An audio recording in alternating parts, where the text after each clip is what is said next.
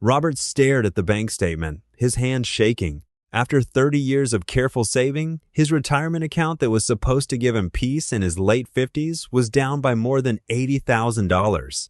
All of it gone to help family. He had done what any decent man would do, or so he thought. But now, at 58, with his own health issues starting to appear and no clear path back to financial security, Robert wondered how things had spiraled so far. One phone call from his younger brother had changed everything. How could helping the people you love leave you feeling so completely exposed? Before we dive deeper, let us know in the comments where you're watching from. We'd love to hear from you. And don't forget to hit that subscribe button so you never miss any of our upcoming videos. What would you do if your own brother called you in tears, saying he was about to lose his home and his kids would be on the street? That was the question Robert faced 5 years ago. At the time, he was 53, working a steady job in manufacturing outside Cleveland, Ohio. He had built a solid emergency fund and a growing retirement account the old-fashioned way, through consistent contributions and avoiding flashy risks. He and his wife Linda had plans to travel, maybe help their own daughter with college, and finally slow down after decades of hard work. They were the stable ones in the family, the ones everyone turned to when things got tough. Robert's younger brother Michael had always been different. Charismatic and full of big ideas, Michael jumped from one business venture to another.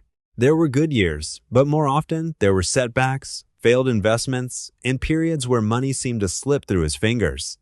The brothers had grown up together in a working-class neighborhood. Robert remembered promising their late father he would always look out for Michael. That promise weighed heavily when Michael called that rainy Tuesday evening. At first, the request seemed reasonable. Michael needed $10,000 to catch up on mortgage payments after losing a major client. Robert wired the money, telling himself it was just a short-term bridge. Michael promised to pay it back within 6 months with interest. But 6 months came and went. Then came another call, medical bills for Michael's daughter, another $15,000.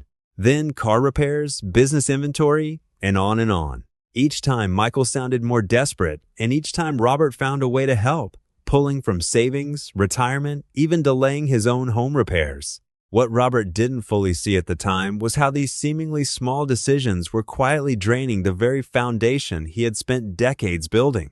His emergency fund, meant to protect his own family from job loss or health surprises, was shrinking fast.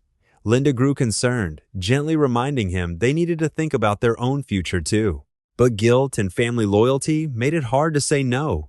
Robert told himself he was doing the right thing, that blood was thicker than money. He ignored the growing tension at home and the quiet voice in the back of his mind warning that something wasn't sustainable.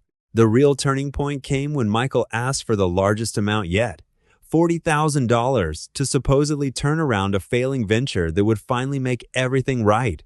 By then, Robert had already given more than he could comfortably afford. His retirement balance had taken a massive hit, and market fluctuations made the losses feel even heavier. This time, something felt different. Michael's story had small inconsistencies. The urgency seemed manufactured. Robert hesitated for the first time. He asked for more details, for a clear repayment plan, for proof of how the money would be used. The conversation grew tense. Michael accused him of not caring about family. The pressure was intense. That night, Robert sat down with Linda and really looked at the numbers for the first time. They calculated how much had been transferred over 3 years. The total stunned them both. More than $80,000, much of it from accounts meant for their later years. The fear set in hard. What if Robert needed that money for his own health issues? What if Linda's job situation changed? What would happen to their daughter if they had nothing left to help her? The weight of those questions kept him awake for weeks. In the days that followed, Robert made some difficult calls. He told Michael he could no longer provide large sums. He offered to help in other ways, reviewing budgets together or connecting him with financial resources, but he set a clear boundary on giving cash from his retirement and emergency savings. The reaction was painful. Family gatherings became awkward. Some relatives took Michael's side, whispering that Robert had become selfish in his success. The guilt was heavy, but so was the relief of finally protecting what remained. Looking back, Robert realized the hidden danger wasn't just in saying yes too often. It was in not having clear rules from the very beginning. He learned three powerful lessons that many men in their 50s and 60s face the hard way. First, your emergency fund and retirement savings must come first, no matter how compelling the family story. They are not a shared family account. Second, turn requests into structured conversations with clear expectations, written agreements if money is involved, and realistic repayment terms. Third, separate emotional love from financial enabling. Helping family is good, but repeated handouts that threaten your own stability help no one in the long run. Today, Robert and Linda have slowly rebuilt. They treat their savings with renewed respect and have helped Michael in smaller, more sustainable ways. Their relationship is healing. Robert often thinks about that first phone call and wonders what would have happened if he had set boundaries earlier. His story is a reminder that protecting your funds when family needs help is not about being cold. It is about being responsible so you can actually be there for the people you love when it truly matters most. What would you have done in Robert's position? Have you faced similar pressure from family members? Share your experience in the comments below. Your story might help someone else set the right boundaries before it's too late. If you want more real-life financial lessons that protect what you've worked hard for, make sure you're subscribed to Freedom Finance Mindset.